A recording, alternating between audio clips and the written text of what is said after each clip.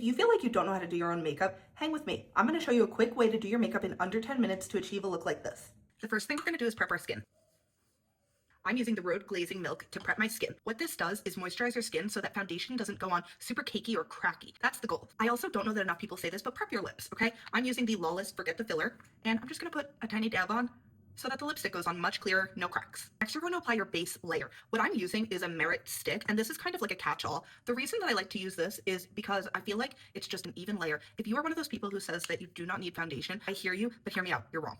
Foundation is such a critical part to everyday makeup because it evens out your skin tone. All of that redness that I just had is remotely gone. So you want to make sure that you have the right shade for your face. The next thing that I like to do is my eyebrows. And the reason that I like to do them next is because I don't like to have to worry about doing my eyebrows after I've already put on a couple of layers of makeup. I use this e.l.f. brow lift, and what I do is I just go in and shape my brow the way that I want it. All you're really wanting to do is shape it, make sure the hairs lay flat, and lift up and out. Next up is contour. Do not let contour intimidate you. All you're going to do is find the top of your cheekbone, and you're going to draw a little line right under it.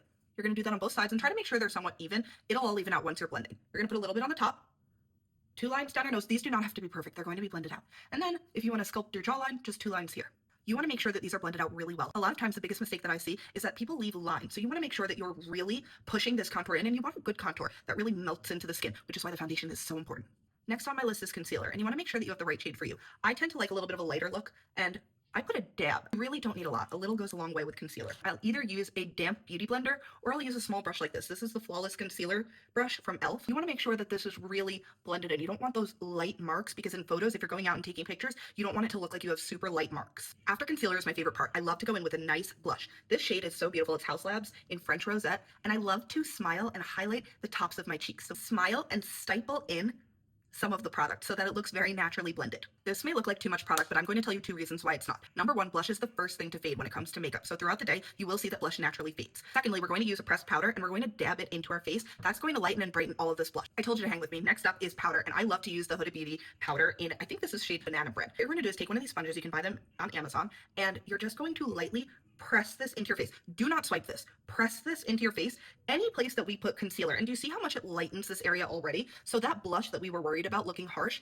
fades immediately. Next up is eyes, and I know this is an intimidating part for everybody, but it doesn't need to be. First, you're gonna get yourself a really good eyeshadow palette. I use the Makeup by Mario palette. These colors are absolutely beautiful. This is the Ethereal Eyes palette. What I do with this palette is that I tend to take a color that's kind of rosy or brown, depending on what I'm going for, and I kind of just trace it all over the top of the eyelid. It doesn't need to be complicated. The next thing we're gonna do is take a little bit of a darker color, and what you're going to do is blend it just in the corner in a V motion. So you're gonna start in the outer corner, work your way up and down in a V motion. Then I tend to take a darker color and I just put it right underneath my eye so that I'm not putting a harsh eyeliner underneath my eye, but it gives it a little bit of a shadow, just enough to kind of make my eyes pop. Next up, and I know this is probably a scary part, but it's eyeliner. What I like to do is do a little bit of a winged liner, and wings are always difficult and they're always intimidating. What I kind of like to do is trace out where the wing is going to go and how far I want it, and I tend to kind of put a dot where I'm going to want the wing to end. Let me show you. Here, I want my wing to go up and to about where I put that dot. Then all I'll simply do is draw a little bit of a wing to that dot, and I'll bring it into the eye.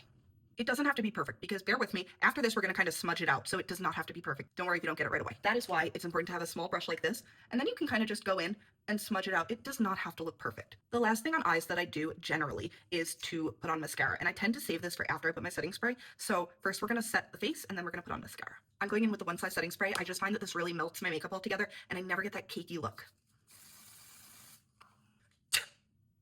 So with mascara, I really like to use a tubing mascara. This is the Tarte tubing mascara, and what it does is it kind of creates a tube, can you believe it, around the eyelash. And what I like about that is that it kind of both extends it and thickens the lash. The last thing we're doing is lips. I tend to go in with a little lip liner, and I slightly overline my lips. To kind of make them look more plump and full. And this is why that layer of the lip balm before really makes a difference, because right now they would be dry and I would kind of have cracks as I was applying. Instead, right now, I have a very smooth palette to work on. And the very last thing I like to do, and this is new to my routine, I love to use a lip stain because it does stay on for a long time. This is going to be a jump scare. It's going to look pretty crazy. Boom! Be careful where you smudge this. You don't want to get this around your lips because it's really hard to kind of get off. It's a lip stain. And I love to put another lip balm over top of this to give that glossy look. And there you have it, a full face of makeup in under 10 minutes. And see, it's not as intimidating as you think. Give it a try and let me know in the comments what you think.